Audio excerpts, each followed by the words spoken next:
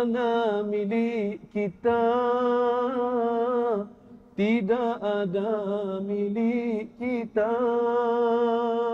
Semua yang ada Allah yang punya.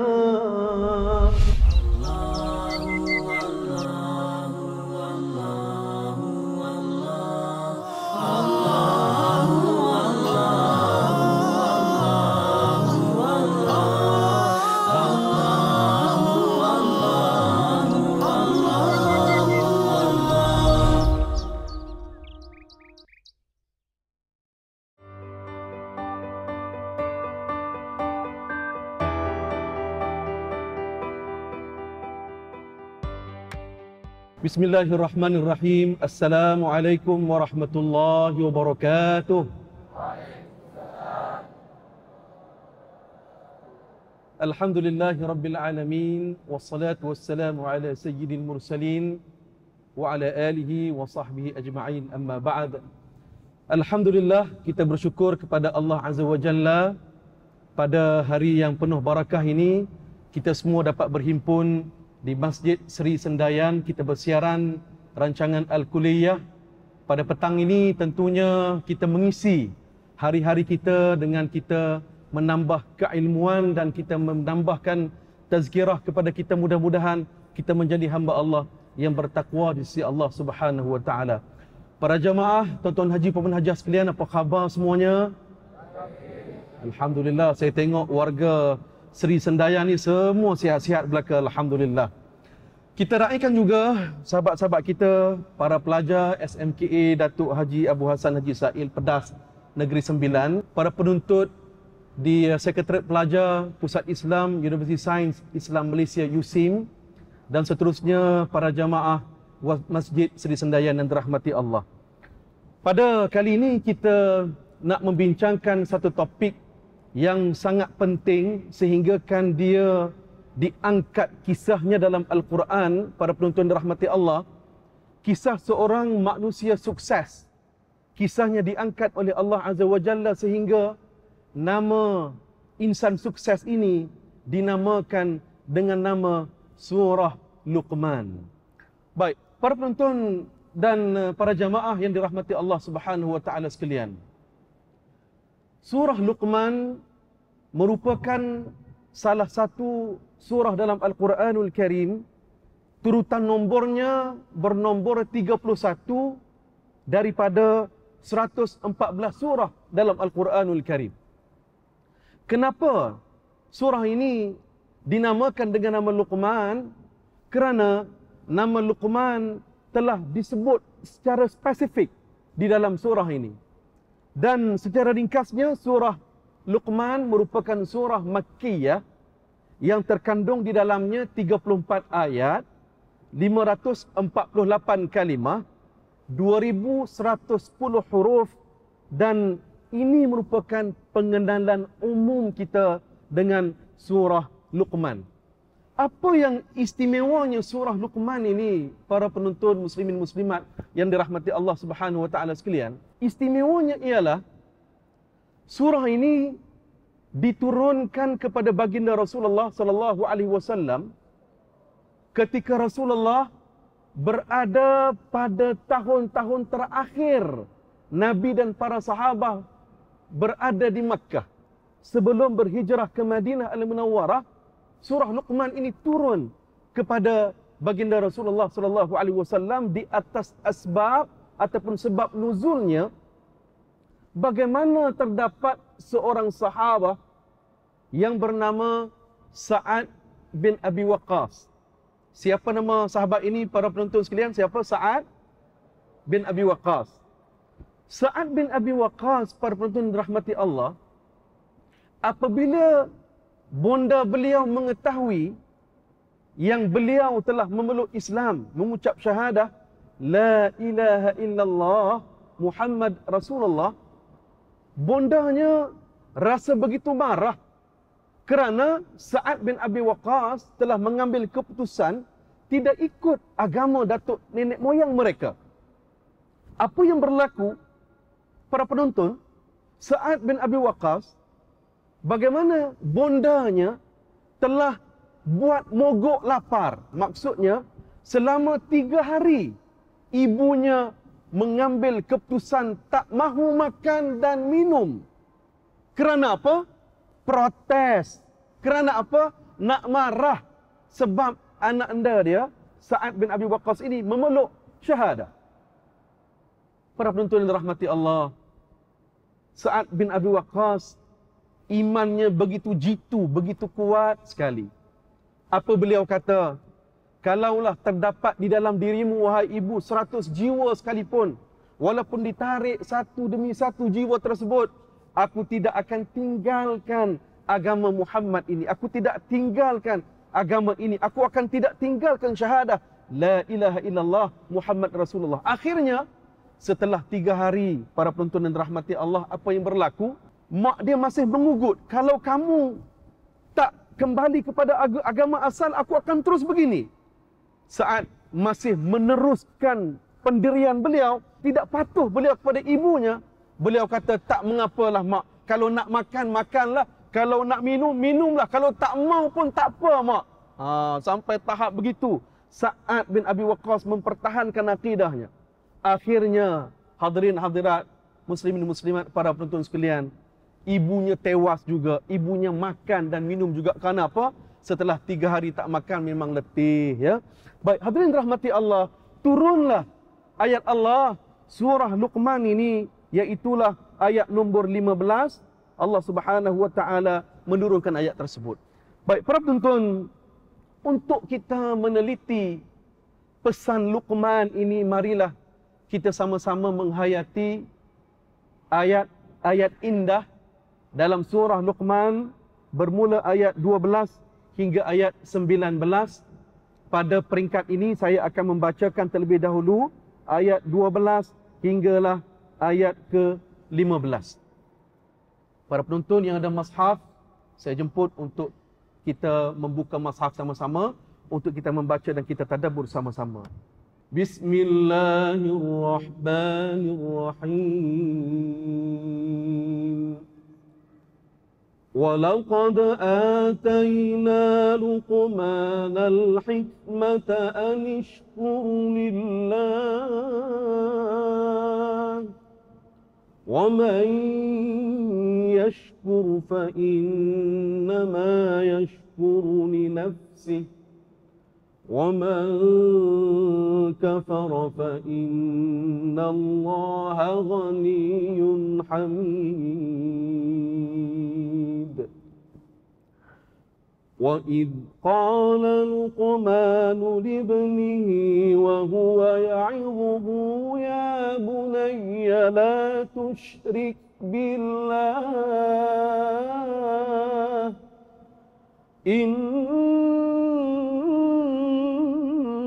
الشِّرْكَ لَظُلْمٌ عَظِيمٌ.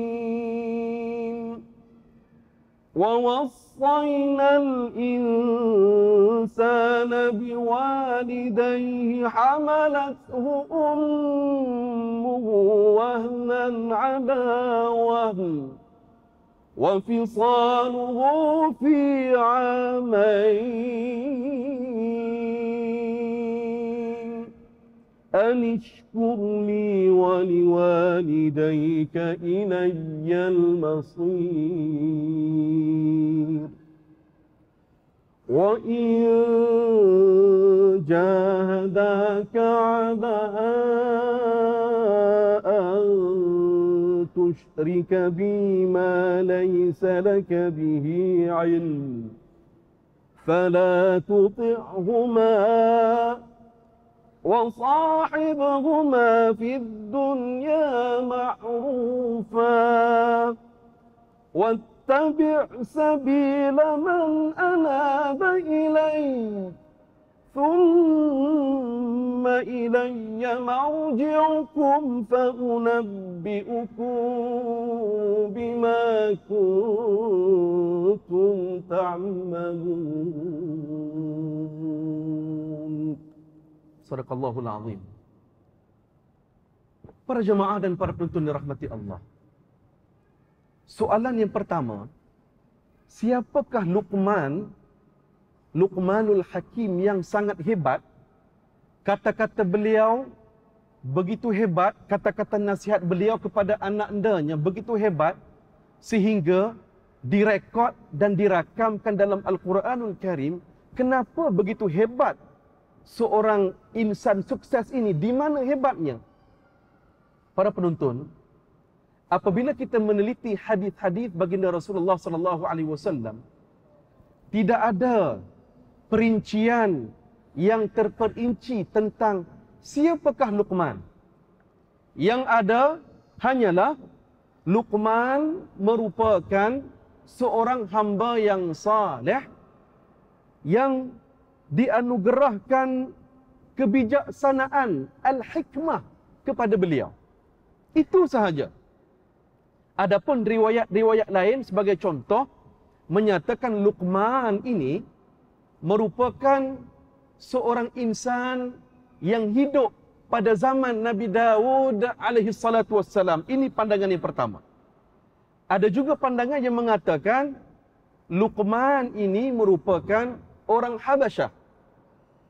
Adapun pandangan-pandangan ini, muslimin muslimat yang dirahmati Allah, cukuplah kita berpada dengan sumber ataupun hadis yang Nabi mengatakan secara umum tadi, Luqman merupakan seorang hamba ataupun manusia yang saleh.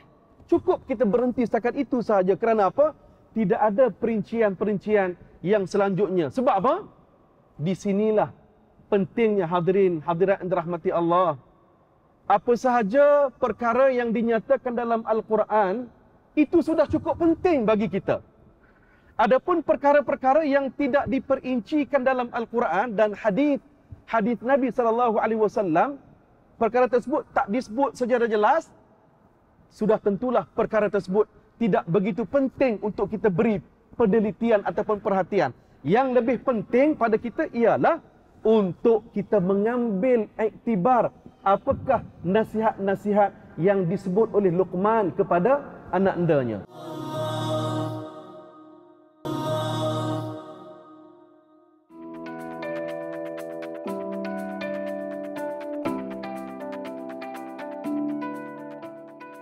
Hadirin rahmati Allah Subhanahu wa taala sekalian. Luqmanul Hakim diberikan gelaran Al-Hakim. Al-Hakim yang bermaksud bijaksana. Para jamaah yang berada di Masjid Sri Sendaya ni, ada ke yang nama Luqman Al-Hakim? Angkat tangan kalau ada. Kalau ada, kita bagi hadiah nanti. Kalau tak ada, nanti ada anak-anak kan, nak dapat cucu, boleh letak nama Luqman Al-Hakim ini. Baik. Kebijaksanaan Luqman ini kerana beliau dianugerahkan kecerdikan dan mengikut Syekh Salah Al-Khalidi, Syekh Salah Abdul Fattah Al-Khalidi mengatakan, bijaksananya Luqman ini ialah beliau memberikan nasihat, kata-kata yang tepat pada konteksnya, yang tepat pada sasarannya, yang tepat pada waktunya, dan tepat pada tempatnya. Yang menyebabkan nasihat Luqman ini begitu berharga kepada anaknya dan tentulah kepada kita semua. Baik, hadirin rahmati Allah, mari kita lihat nasihat yang pertama ataupun perkara yang pertama yang disebutkan dalam Al-Quran. Kami telah anugerahkan kepada Luqman hikmah. Mengikut ahli tafsir, mereka mengatakan Luqman ini diberikan hikmah, kebijaksanaan kerana jawapannya ialah anishkur lillah. Kerana Luqman orang yang sentiasa tak berhenti bersyukur kepada Allah Subhanahu wa taala. Sentiasa terus menerus berterusan bersyukur kepada Allah atas nikmat yang Allah kurniakan kepada beliau. Hadirin rahmati Allah, nasihat Luqman kepada anaknya yang pertama ialah pada ayat nombor 13. Wa idh qala Luqmanu libnihi wa huwa ya'idhuhu ya bunayya la tusyrik billah Tuan-tuan, perkataan wa idh qala, kita tengok pada perkataan huruf waw dahulu. Waw itu dalam bahasa Arab waw al-atifah, yang bermaksud ayat nombor 12 ada kaitan dengan ayat yang pertama hingga ayat 11 dalam surah Luqman. Mesti dibaca bersekali untuk kita melihat ibrahnya. Rupa-rupanya tuan-tuan perempuan, Luqman hidup pada zaman masyarakat yang sakit imannya. Itu masyarakat yang ada pada zaman Luqman. Maka dengan sebab itu tuan-tuan perempuan, Luqman mengambil perhatian, membuat teguran kepada anaknya yang berada di bawah kawalannya supaya terselamat, jangan jadi seperti masyarakat yang tenggelam dengan akhlak, dengan iman dan sebagainya. Nasihat nombor 1, la tusyrik billah. Janganlah kamu mensyirikkan Allah. Para ibu bapa penonton Al-Kuliah sekalian, ini nasihat nombor 1 yang kita mesti sentiasa beri kepada anak-anak kita. Jangan sesekali mensyirikkan Allah Subhanahu wa taala. Yang kedua, hari ini tuan-tuan, puan-puan yang dirahmati Allah, cabaran isu-isu yang menggugat akidah anak-anak muda kita begitu banyak sekali. Apa isunya? Kita namakan satu persatu. Serangan itu datang satu persatu. Khurafatnya, tahyulnya, percaya kepada sial majalnya, ideologi yang sesat, pluralisme, superliberalisme dan sebagainya. Maka dengan sebab itu, para penonton dirahmati Allah, nasihat ini mesti sentiasa kita sebut kepada anak kita, jangan syirikkan Allah Subhanahu wa taala. Tuan-tuan, menariknya dalam ayat ini kita tengok perkataan ya'idhuhu wa huwa ya'idhuhu. Ya'idhuhu itu bermaksud Luqman tanpa letih sentiasa memberi nasihat kepada anaknya. Tanpa letih sentiasa memberikan nasihat kepada anaknya dan sentiasa memberikan harapan kepada anaknya. Anaknya pasti ikut nasihat ayahandanya ini. Perkara seterusnya yang menarik tuan-tuan, kalau kita tengok dalam Al-Quran surah Luqman ini, perkataan ya bunayya. Ya bunayya ini bermaksud wahai anakku. Kalimah at-tasghir. Kalimah ini bermaksud walaupun anak tu telah dewasa, tetapi perkataan yang digunakan oleh si bapa ini perkataan yang lunak, memanggil dengan bahasa yang santun dan hikmah, tak marah-marah, tidak label-label. Ini perkataan yang digunakan oleh Luqman bila panggil atau memberi nasihat kepada anaknya. Kalau bahasa orang kita tuan-tuan, kalau di Kelantan kita panggil awang. Kalau awang ni, ya Allah, bahasa manja lah. Ya, kalau orang di sebelah Pinang dia kata cek, awak cek lagu ni. Itu bahasa manja lah. Kalau orang di Sendayan ni apa bahasanya? Apa bahasanya? Jang, hobing, jang hobing. Kan? Jang. Itu bahasa yang lembut. Begitulah. Walaupun anak tu mungkin dah remaja, tapi bahasa yang digunakan menggunakan bahasa yang menunjukkan kita sayang kepada anak tersebut. Tuan-tuan, menariknya nasihat itu diberikan kesan. Kalaulah mensyirikkan Allah, kesannya inna syirka la zulmun azim. Syirik itu merupakan perkara yang zalim kepada Allah Subhanahu wa taala. Kezaliman yang besar yang akan dihukum di hari akhirat nanti. Tuan-tuan perempuan muslimin muslimat yang dirahmati Allah. Ayat nombor 14 dan ayat nombor 15 ini bukan kata-kata Luqman. Ayat nombor 14 dan ayat nombor 15 merupakan kata-kata Allah Azza wa Jalla. Allah telah mencelah dalam nasihat Luqman tadi, ayat 14, 15, Allah mencelah, Allah memberikan nasihat dan arahan kepada seluruh umat manusia. Yang pertama, mesti kita taat kepada ibu dan ayah kita. Dan yang kedua, jangan terlupa dalam konteks asbab nuzul ayat ini, walaupun Sa'ad bin Abi Waqqas bondanya minta kembali kepada ajaran asal, arahan daripada bondanya itu merupakan arahan yang bercanggah dengan agama, tak perlu ikut. Tetapi walaupun ibu dan ayah itu masih kafir, masih belum Islam, tidak menghalang kepada kita untuk berbuat baik kepada ibu dan ayah kita. Bahkan menjadi wajib kepada kita, walaupun ibu ayah masih belum Islam, kita mesti berbakti kepada mereka. Itu kewajipan dalam agama. Saya teringat, hadirin rahmati Allah, bagaimana Asma binti Abu Bakar, ketika mana bondanya waktu itu masih belum Islam, datang dari Makkah ke Madinah nak bertemu dengan Asma untuk jumpa anak dia. Asma bertanya kepada Rasulullah, "Ya Rasulullah, boleh ataupun tidak aku jumpa mak aku ni?"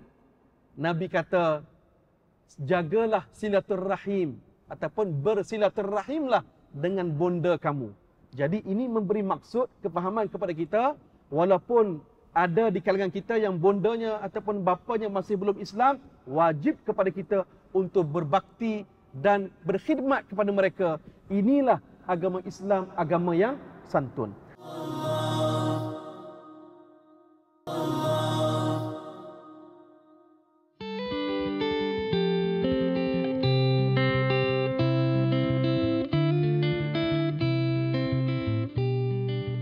Selanjutnya, pada ayat nombor 16 sampai ayat 19, ia datang semula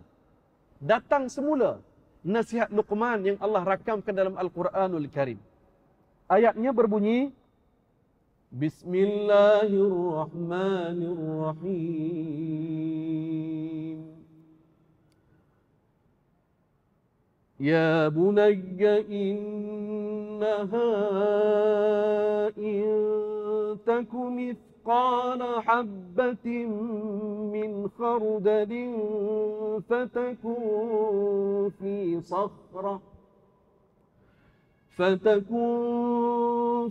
sakhratin aw fi samawati aw fil ardi ya'ti biha Allah.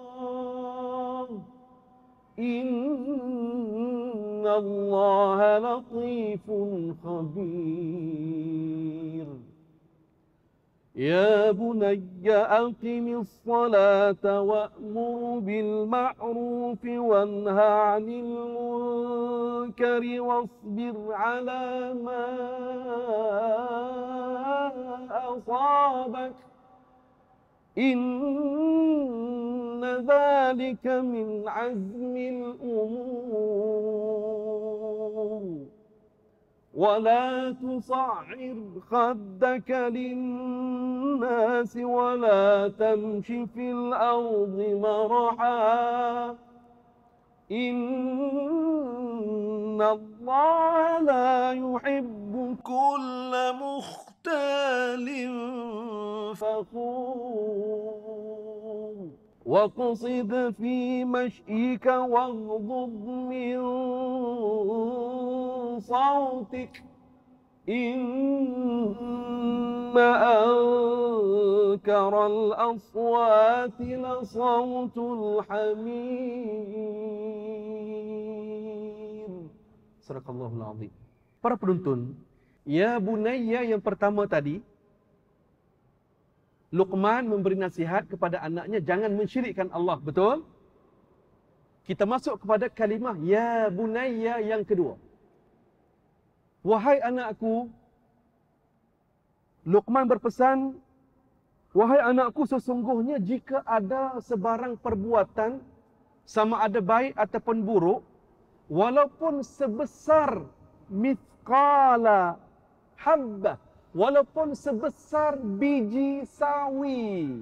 Kata Luqman, wahai anakku, kalaulah perbuatan kamu sama ada baik ataupun buruk, walaupun sebesar biji sawi yang terletak di atas batu yang besar dan keras, dan juga kalaulah batu itu tersembunyi di antara langit dan bumi, tersembunyi di langit ataupun di bumi.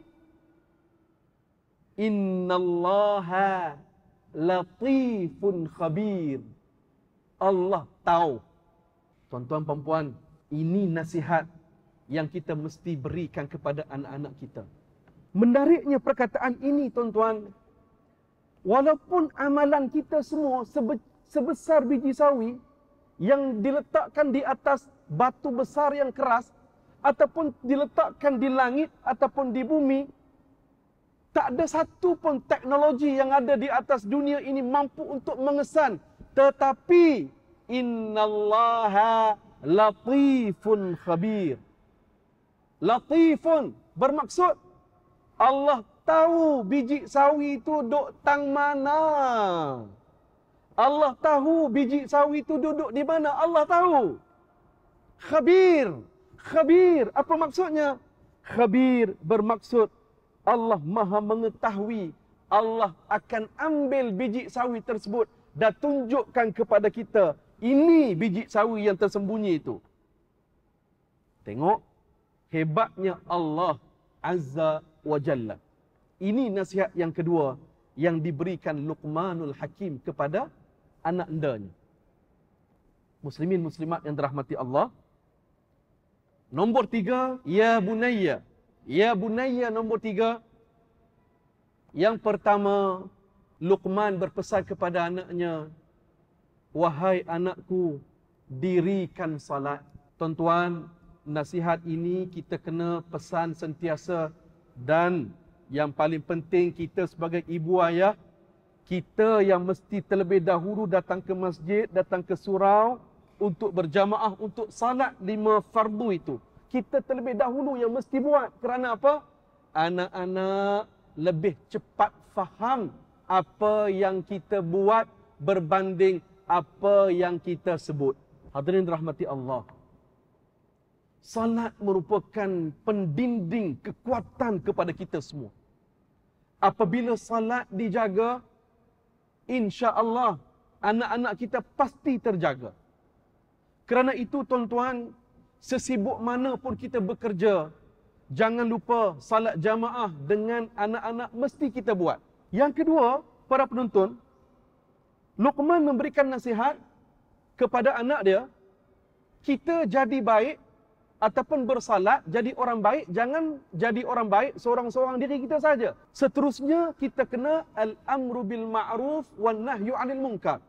Kita mesti mengajak orang untuk buat baik dan mencegah kemungkaran. Hati ini mesti tak suka dengan perkara-perkara maksiat, perkara-perkara mungkar, dan mesti kita menasihati sesiapa sahaja yang membuat perkara-perkara mungkar. Nasihat itu mestilah dengan hikmah. Dan seruan kepada kebaikan, dakwah kepada perkara-perkara kebaikan mesti diteruskan. Iaitulah dengan kita sebut sentiasa. Dan juga penting hikmah. Inilah yang mesti kita jaga juga dalam dakwah kita. Mari kita mengambil semangat nasihat Luqman ini bermula pada hari ini dan seterusnya. Kita menjadi ringan mulut untuk kita bercerita tentang Islam, dan yang lebih penting kita berakhlak dan beradab dengan akhlak Islam. Kerana apa tuan-tuan perempuan? Sahabat-sahabat non-Muslim mereka tidak baca Quran. Sahabat-sahabat non-Muslim mereka belum membaca hadis. Tetapi mereka membaca apa? Mereka membaca diri kita. Mereka melihat akhlak dan melihat susuk tubuh kita bagaimana. Kalau cantik akhlak kita, maka kefahamannya cantiklah Islam.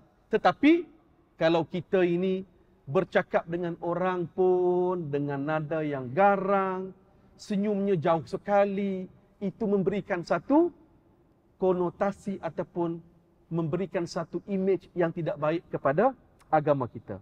Dan yang terakhir, hadirin dan rahmati Allah, setelah diberikan peringatan untuk bersalat dan diberikan peringatan untuk sentiasa berdakwah kebaikan dan mencegah kemungkaran, yang ketiga, Luqman berpesan kepada anaknya, wasbir ala ma asabak. Bersabarlah di atas setiap musibah yang telah diberikan Allah kepada kita. Tuan-tuan haji, kalau saya tanya tuan-tuan haji semua pernah diuji oleh Allah ataupun tidak? Pernah atau tidak? Pernah. Puan-puan hajah, pernah diuji oleh Allah ataupun tidak? Pernah. Tanya diri saya pun diuji. Para penonton juga sentiasa diuji. Ada orang yang diuji dengan sakit.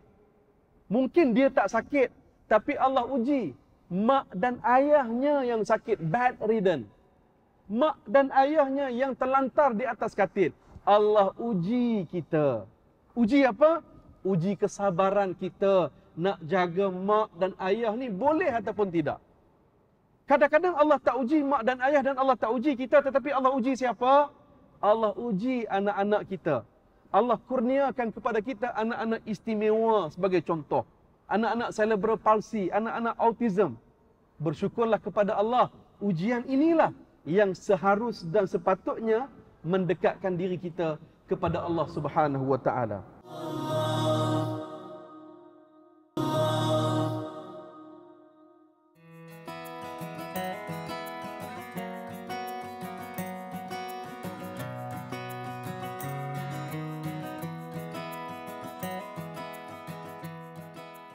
Kerana itu, sahabat-sahabat yang telah dilatih oleh Rasulullah sallallahu alaihi wasallam, keimanan mereka dan tahan lasak mereka begitu luar biasa.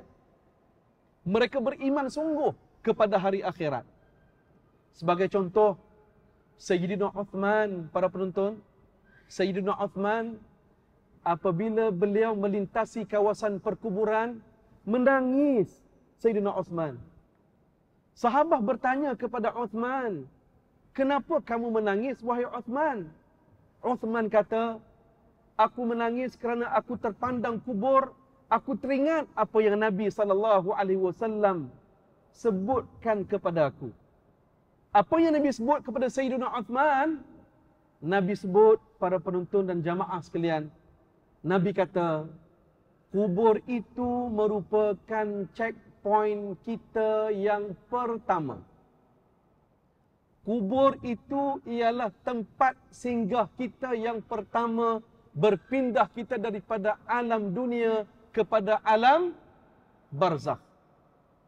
Nabi kata kepada Sayyidina Uthman, kalaulah di dalam kubur itu urusan kita dipermudahkan oleh Allah, maka urusan kita selepas itu, selepas dibangkitkan di hari akhirat nanti, juga akan dipermudahkan oleh Allah Azza wa Jalla.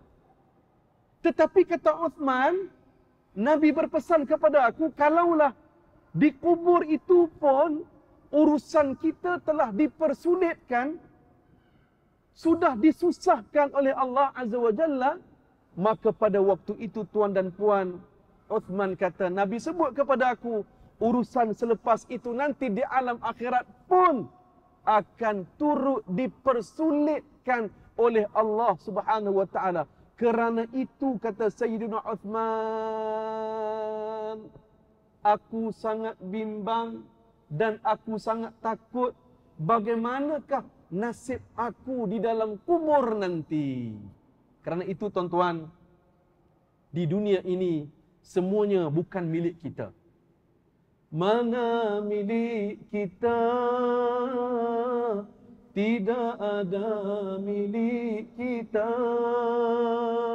Semua yang ada Allah yang punya, tidak ada kita punya. Kita cuma mengusahakan saja apa yang kita ada. Allah sudah sediakannya. Sambung Puan Hajah, Tuan Haji sambung. Balik rumah nanti sambung. Kerana itu, hadirin rahmati Allah, kalau kita lihat pada dua ayat yang terakhir dalam surah Luqman ini,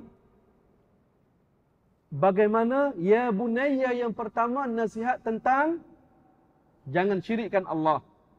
Ya bunayya yang kedua nasihat tentang ingat segala amal kamu kecil ataupun besar Walaupun sebesar biji sawi, Allah nampak. Yang ketiga, ya bunayya, wahai anakku, salat. Yang kedua, al-amru bil ma'ruf wan nahyu 'anil munkar.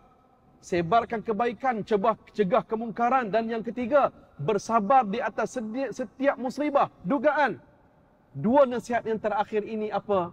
Yang pertama, tuan-tuan, wahai anakku, wala tusa'ir khaddaka lin-nasi wala tamshi fil ardi maraha. Janganlah kamu memalingkan wajah kamu bila kamu berkomunikasi dengan orang kerana sombong. Jangan kita bercakap dengan orang, wajah kita berpaling kepada orang itu. Ataupun tak pandang muka orang tersebut. Kerana apa? Berasa diri sombong.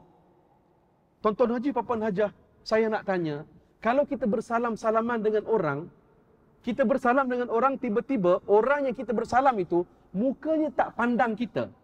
Mukanya tengok handphone. Mukanya sembang dengan member sebelah. Apa perasaan kita? Gembira ke sedih? Gembira ke sedih? Sedih. Kalau kita bersalam, muka bertemu muka, mata bertemu mata, seronok atau tidak? Tuan-tuan, Ibnu Jaz'in mengatakan, bila aku bertemu dengan orang, semuanya tak boleh menewaskan Nabi SAW. Kerana apa? Nabi SAW lah yang paling banyak memberikan senyuman kepada aku. Mari kita ikut Nabi SAW. Dan nasihat yang terakhir, hadirin rahmati Allah, yang disebut oleh Luqman, waqsid fi mashyika waghdud min sautik, inna ankaral aswati la sautul hamir. Janganlah kita meninggikan suara yang terlampau bila berkomunikasi dan bercakap dengan sesiapa sahaja. Sesiapa sahaja. Kerana apa? Meninggikan suara itu tandanya orang angkuh. Dan apa yang disebut oleh Luqman kepada anaknya, dan apabila berjalan, berjalanlah dengan sederhana, jangan bongkak, jangan angkuh. Dan yang saya sebut tadi, bila berkomunikasi dengan orang, bercakaplah dengan suara yang lunak. Suami, bercakaplah dengan isteri kita dengan bahasa yang lunak. Orang Sendayan panggil isteri apa? Apa panggil? Darling, alhamdulillah. Puan hajah panggil tuan-tuan haji ni suami apa panggilannya? Habi, alhamdulillah. Panggillah dengan bahasa-bahasa yang santun sebegitu. Ya, kerana apa? Inilah akhlak yang diajarkan oleh Al-Quran dan akhlak yang diajarkan oleh baginda Rasulullah sallallahu alaihi wasallam. Para penonton dan seluruh warga jamaah Masjid Sri Sendayan sekalian, dalam Al-Quran terdapat 54 surah daripada 114 surah yang memuatkan kisah-kisah, cerita-cerita Al-Quran untuk dijadikan panduan. Dalam Al-Quran lebih 1,500 ayat ataupun 1/4 Al-Quran itu yang menceritakan kisah-kisah dan cerita-cerita Al-Quran untuk diambil iktibar dan pedoman. Salah satunya ialah pesan Luqman dalam surah Luqman yang sama-sama kita amati dalam rancangan kita pada petang ini, Al-Kulliyah. Mudah-mudahan kita semua diberkati oleh Allah Subhanahu wa taala. Yang baik datang daripada Allah, yang kurang dan lemah itu datang kelemahan diri saya. Saya doakan seluruh jamaah dan para penonton kita semua mendapat rahmat dan redha Allah Subhanahu wa taala. Wabillahi taufiq wal hidayah. Wassalamualaikum warahmatullahi wabarakatuh.